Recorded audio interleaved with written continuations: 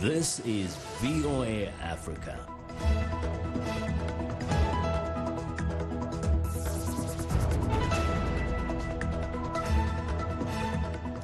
Good evening and welcome. I'm Vincent McCory, in for hashtag the You Want. This is Africa 54. Millions of South Africans struggle to put food on their tables as unemployment soars. We'll deep dive into the challenges of tax collection on the continent. And Uganda ramps up its communication efforts to increase awareness of Ebola among Congolese refugees.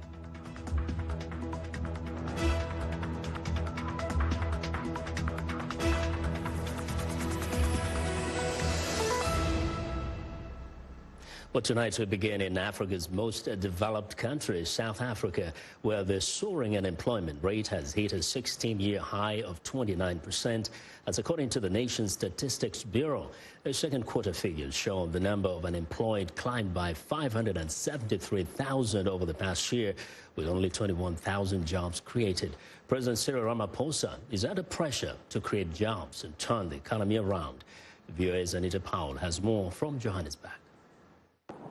Lucky Nonyane is a qualified plumber and building inspector with 2 decades of experience. But these days, as the South African economy struggles with high unemployment, he's out of luck. Nonyane spends every day outside this Johannesburg hardware store looking for work. I've got like 1 month, without a job. And then I have to come here, look for a job, go home, and then expecting I'm going to find something at the end of the day. But well, then at the end of the day, you can't get a job or something. And then tomorrow again, you have to spend money again to come here. South Africa has long struggled with high unemployment. But authorities in late July said the jobless rate hit a new record, a 16-year high of 29%, nearly 1 in 3 people. President Cyril Ramaphosa, during his campaign for re-election this year, said jobs were his top priority. At the center of our manifesto is really a plan to create many more jobs and ensure that all workers can earn a decent living. We live in a country, by the broader definition, where over 9 million South Africans are unemployed. Make that 10 million now. But economists say Ramaphosa was up against some tough demographics. There was an entry into the job market of almost 600,000 on a year-on-year basis. And that means that the number of people who are leaving school or qualifying from college and entering the job market far exceeds the ability of the economy to actually accommodate them. Jamin says Ramaphosa's plan to ease unemployment is slowed by splits within the ruling ANC party. Another problem is that systemic corruption in every level of government, including the educational sector, has left many job seekers woefully unprepared for the workforce. But that is little consolation for job seekers like Nonyane, who says he can't afford patience. It's difficult. It's not like all these people are crazy, holding balls. They're trying to survive. He says he'll keep coming and waiting and hoping for some luck. What else, he asks, can he do? Anita Powell, VOA News, Johannesburg. Well, economists say tax is the key to development. It's widely accepted that improving the effectiveness and transparency of tax administration systems in Africa is critical to achieving the United Nations Millennium Development Goals. Here to talk more about taxation in Africa is Aimé Dushime, chartered certified accountant at KPMG East Africa. She's also a Mandela Washington Fellow. Ms. Dushime, welcome to Africa 54. So first, you're a young lady, very passionate, though, about the issue of taxation and kind of breaking it down for the citizens, not only of Rwanda, but across Africa. Why? The reason as to why I'm passionate about taxation, it's because I think it's something inevitable. Someone once said that apart from death, the only other certain thing are taxes. So taxes are part of our lives. Mm-hmm. But when you look at the landscape in Africa, you can begin from Rwanda.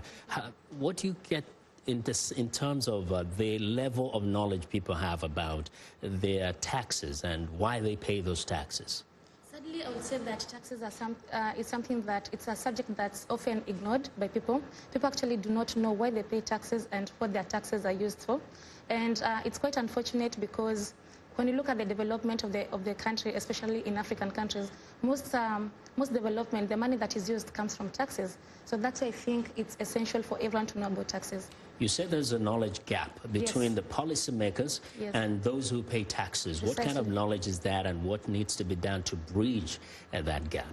So first of all, for example, if a new tax law has been passed by the government or maybe the Rwanda Revenue Authority and any other revenue authorities in Africa, most people are not aware of it. For instance, a startup or a small medium enterprise, they'll often realize that a certain law was passed only when they've been told they need to pay penalties because they were not compliant with that particular tax. You know, so I think more tax education can be done on the side of the revenue authorities, and more people can also be, let's say, more inquisitive to find out why they pay taxes and what taxes have been passed. In fact, in the same line, along those lines of knowing more, how about the whole question of knowing how that money is being spent? Because for those who have an idea, they say most of the times politicians are actually using government funds as if they were some kind of personal investment or some personal allowances from somewhere.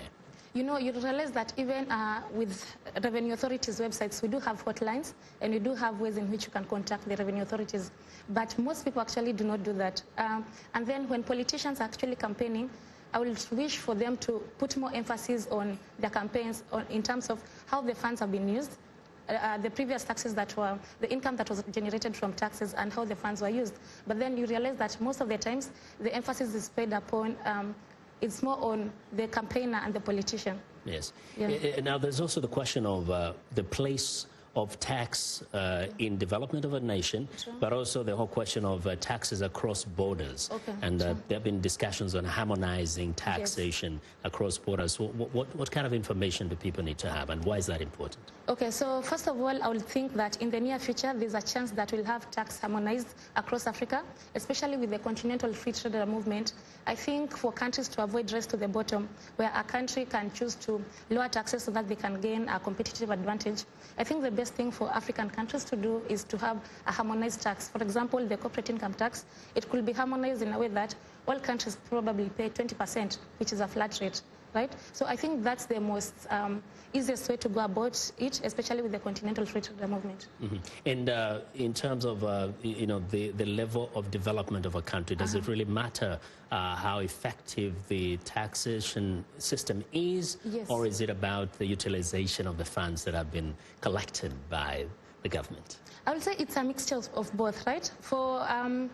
If a development happens and I'm aware as a taxpayer that it's my money that has been used to construct the roads, I'll be more motivated and more excited to pay taxes. But you realize that most people, they only pay taxes because it's a civic duty, you know, and they don't want to get on the wrong side of the law. But then if I'm aware of what my taxes and how my taxes benefit the government and the economy of the country, I'll pay my taxes with so much pride because I know it's going a long way to develop the economy. I hope the governments out there listening to you, I hope and so the citizens now can get a sense of why they pay taxes. You know, I may thank you very much for your insights. Thank you for having me. Yeah, really appreciate you coming over here. Thank you. Well, that's Aimee Dushime, who's a chartered certified accountant at KPMG in East Africa. Now, we have some sad news to report. American Nobel Prize winning author Toni Morrison has died. Publisher Knopf has confirmed she passed away Monday night at the Montefiore Medical Center in New York. Born in Lorain, Ohio, Morrison broke many barriers during her lifetime. In 1993, she became the first black woman to win a Nobel Prize in Literature for her novels. Morrison was best known for her Pulitzer Prize-winning novel, Beloved, as well as her other works, Paradise and Song of Solomon. In 2012, Morrison was awarded the U.S. Presidential Medal of Freedom by former President Barack Obama. Morrison was 88. The U.S. President Donald Trump is urging Americans to condemn racism, bigotry, and white supremacy in the wake of the mass shootings in El Paso, Texas, and Dayton, Ohio. But opposition Democrats continue to complain that some of the president's past rhetoric on race and immigration is inflaming passions and dividing the country. VOA national correspondent Jim Malone explains. At the White House, a somber President Trump spoke to the nation about the mass shootings in Texas and Ohio. My fellow Americans, this morning, our nation is overcome with shock, horror, and sorrow. In his remarks, the president focused on mental health issues, and he warned of the perils of the internet and violent video games in the wake of the gun violence. But he said little about new gun control measures. Trump also tried to address some of the more disturbing trends on display in the country in recent years. In one voice, our nation must condemn racism, bigotry, and white supremacy. These sinister ideologies must be defeated. Hate has no place in America. Hatred warps the mind, ravages the heart, and devours the soul. Several Democrats have condemned the president and his rhetoric in the wake of the mass shootings in the states of Texas and Ohio. Presidential contender Beto O'Rourke, who is from Texas, said the president's past attacks on immigrants have contributed to the nation's divisive discourse. And then we need to stop the hatred and the racism and the intolerance and the fear-mongering that we're seeing throughout this country and seeing it in the highest positions of power and public trust. In El Paso, Democratic Congresswoman Veronica Escobar said the toxic political environment can be a catalyst to violence. There are deadly consequences to bigotry, racism, and hate. There are deadly consequences to dehumanizing our fellow human beings. President Trump has a history of making controversial comments on race and immigration, including his 2017 assessment of the violent clash involving neo-Nazi protesters in Charlottesville, Virginia. And you had people, and I'm not talking about the neo-Nazis and the white nationalists, because they should be condemned totally. But you had many people in that group other than neo-Nazis and white nationalists, okay? And the press has treated them absolutely unfairly. Now, in the other group also, you had some fine people. Trump advisor Kellyanne Conway said the president's political opponents were trying to take advantage of the situation. He put politics and partisanship aside. He did not call out those who baselessly and shamelessly and immediately and relentlessly politicized this issue. Trump's edgy speaking style and loyalty to his base is a key part of who he is as a political figure, says analyst Kyle Kundig. You know, asking Trump to be, quote, presidential in a traditional sense, you know, you might as well ask the man to be completely different than what he is. I mean, this is just sort of the way that he acts, and I think that it has prevented him from growing his level of support. The latest Gallup poll shows Trump's approval at 42%, while 54% disapprove of how he handles his job as president. Jim Malone, VOA News, Washington. Well, we're excited to hear what you think about Africa 54. Join the discussion on Facebook. The address is Africa 54. You're also streaming our broadcast live on Facebook. Please watch and share our show with your friends. Also, check our headlines 24/7 on voaafrica.com. Still to come, raising awareness of Ebola prevention among the Congolese refugee community.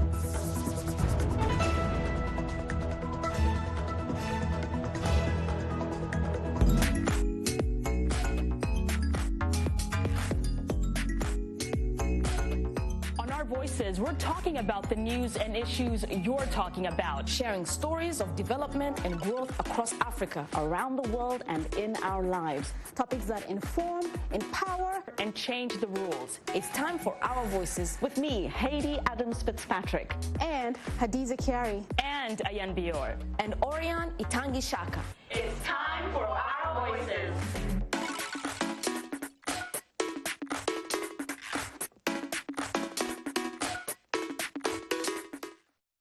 I am Sheikh Sali, host and senior editor of VOA's international call-in talk show, Straight Talk Africa. Today we'll examine the tobacco industry. We pretty much touch on anything that you can think of. Politics, health issues, human rights issues, you name it, we talk about it. The issues that we discuss are pertinent to most people on the African continent.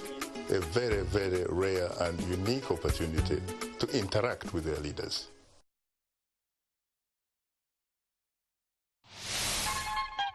The lyrics could be French, English, Portuguese, Bantu, Arabic. It is the beat. The African beat that counts. The beat does all the translations. It cuts across all languages and gives us the understanding that this is the African beat. It is so distinct and adhesive. It binds us together. African Beat on the Voice of America. For more information, visit our website at www.voanews.com/AfricanBeat.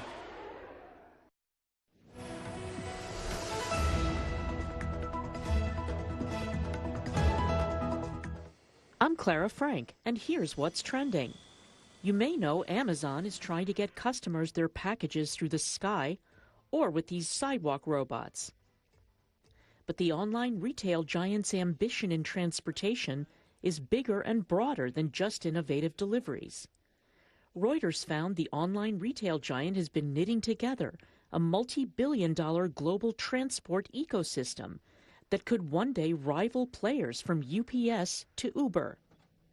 Analysis of more than 5,000 patents granted to Amazon since December 2016 indicates at least 210 of those patents cover transportation-related topics from drones to automated ground vehicles. Meanwhile, Amazon's digital assistant Alexa is already embedded in a number of new vehicles. And owners of some Ford, General Motors, Volvo, and Honda models can get Amazon packages delivered to those cars when they're parked through another program called Key by Amazon. Next up, gambling is big business in Kenya, with many young people falling victim to this addictive pastime. It is illegal for under 18s to place bets in Kenya, and the authorities are struggling to curb the problem. Mobile phone apps like M-Pesa mean people can pay their bills using their mobile phones. But with the ease of mobile phone banking came the ease of mobile betting, where people can bet on anything from football matches to horse races with little to no regulation. The online betting site SportPesa has a section on their website addressing responsible gambling, where they encourage parents to monitor their kids' activities, download parental control apps, and offer redirection to gambling addiction groups for those who feel out of control. Recently, the government has revoked more than 27 licenses from online gambling companies, as well as burning thousands of gambling slot machines. And finally, a new locally developed app helps Palestinian drivers in the occupied West Bank negotiate traffic at Israeli military checkpoints and uncover routes to towns Main Street providers often miss. Launched in June and designed by Palestinians, Darub Navigator crowdsources road closures and traffic data from users. It aims to supplant apps like Google Maps and Waze, which rarely account for Israeli restrictions and the struggles to navigate between Palestinian cities. Some checkpoints are long established at the entrances to villages and cities, but others pop up when tensions rise. Palestinians in the past have relied on Facebook groups and word of mouth to anticipate West Bank traffic and closures. And that's what's trending today.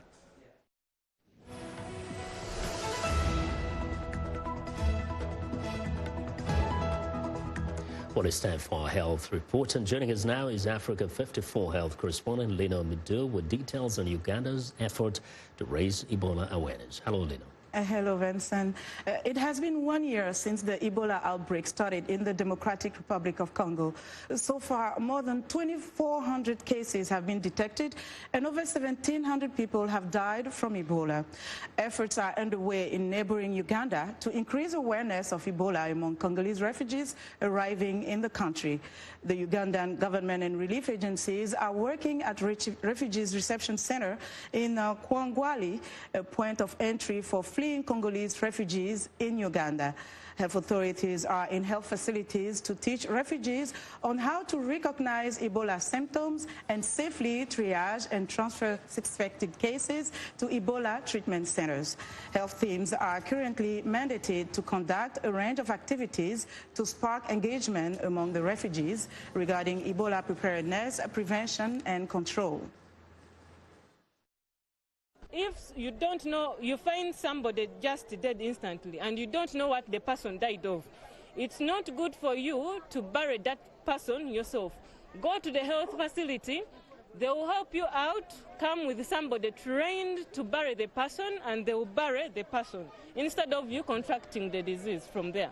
There are digital thermometers which read their temperatures. So we screen for Ebola for the new arrivals, and we monitor them for 21 days. So that's how we do our screening for Ebola. Uganda's largest ever Ebola vaccine trial is underway. According to government health officials, the experimental Johnson & Johnson trial is expected to last 2 years and cover 800 people in the Mbarara district in southwest Uganda. Joining me for more discussion on Ebola is Jude Moore, a visiting fellow at the Center for Global Development. He previously served as Liberia's Minister of Public Works. Mr. Moore, welcome to the show. Thanks for having me. It's good to be here. It's good to have you. Listen, you were Deputy Chief of Staff of President Johnson Sirleaf during the Ebola crisis in Liberia. What is your assessment of what is happening in the Democratic Republic of Congo now? So we've seen some of the same things happen that happened with the outbreak in West Africa. So we see the transboundary infections. It started in Guinea and then came into Liberia and Sierra Leone. So we're seeing the same thing coming from the Congo, go into Uganda. I know that Rwanda has also closed the border and prevented students from going to school back and forth because of fear of that happening. So we're seeing some of the same things happen. We're also seeing some of the same distrust of government that we saw in Liberia. And so when it first started, there was this reflexive distrust of the government. Then people, when the government announced that something was happening and these were the measures that needed to be taken, people didn't initially agree with that. And so we're seeing some of the same things happen, except in this case, I believe some of the lessons learned then are being applied. So it's in terms of the response, it's slightly better. So you talked about distrust, and Ebola response really runs on trust. That's so correct. How do we build trust? Well, and so it's hard to build trust after the outbreak, right? I mean, and that's why, whereas the vaccines are useful, because without the vaccines, the DRC outbreak would have been worse than it is. It is now the second largest after the West African outbreak, yes, but the vaccines have been able to keep it confined within the area and has kept the infection rates down. However, the way to end the outbreak, as we did in Liberia and as we did across West Africa, was actually changing the behavior of the people. And so in an instance where the people have no confidence in the government or have no trust in the government, that becomes an issue. And that's an issue in the DRC. The part of the DRC where the outbreak occurred, there was no elections allowed in that place because the government used Ebola as a reason to stop the elections from happening. That built distrust among the people because they felt that voices were being silenced. Yeah. And so now with the same government coming back to tell them in terms of what they need to do, there is already this tension between the government and the people from that region. So the way we did it was there are still people that the local population look up to. So for religious leaders like imams, pastors, there were natural leaders, traditional leaders in the community.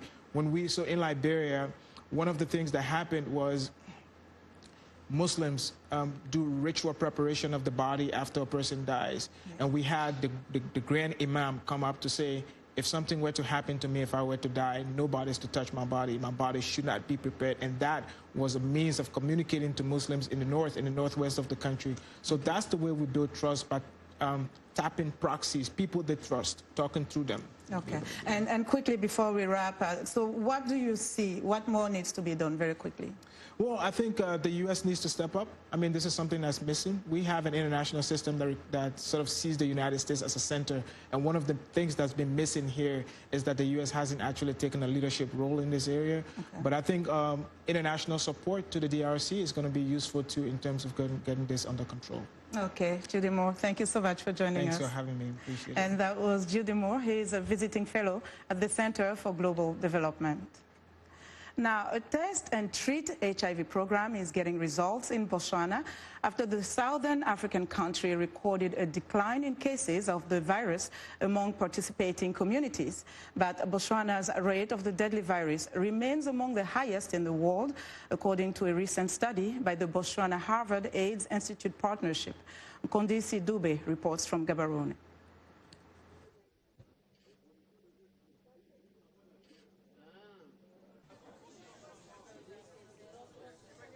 21-year-old Dudlu Muilwa was born with HIV and orphaned at age 10 after losing both parents to the virus that causes AIDS. But thanks to Botswana's well-developed antiretroviral therapy program, Muilwa remains healthy. There are programs that are out there that are given to people who are HIV positive. What I can say about our government is that it is so supportive. They help us whenever we want to do something. They're always there to help us, to support us. One such program, Test and Treat, showed increased viral suppression and a 30% reduction in new HIV infections among 15 communities in the study group. Test and Treat was set up in 2016 with help from the United States, the President's Emergency Plan for AIDS Relief, PEPFAR, which treats all patients regardless of their viral load. A key aspect of the program's success was community health workers making sure that every HIV patient went for treatment. And the sooner that people are put on treatment, the sooner that the virus is suppressed within their body, and they may not be able to pass on that virus to others. The New England Journal of Medicine in July published a study by researchers from Harvard Institute and the Botswana-Harvard AIDS Institute partnership. Botswana has the world's third highest HIV prevalence, with 1 in 4 adults between 15 and 49 being HIV positive. We haven't won the war as yet. If we look at the cohort of our adolescent girls and young women, 40 new infections per week to us are far too high. For HIV patients like Muilwa, who was born before prevention of mother-to-child transmission, Botswana's progress in the fight against AIDS gives hope for a future with healthy children. I am not in a relationship. Absolutely. God is so going to bless me with a family. Botswana aims to have 95% of those infected with HIV know their status, be on treatment, and achieve viral suppression by next year. Mkondisi Dube for VOA News, Gaborone. And that's today's health report. To stay in touch, find me on Twitter at Lenore Moudouf. Vincent? Well, thanks a lot, Lenore. Now, be sure to watch Lenore Moudouf's health report each Tuesday on Africa 54. And that's our show for today. Be sure to watch Africa 54 on our website at voaafrica.com. From all of us in Washington, have a great evening.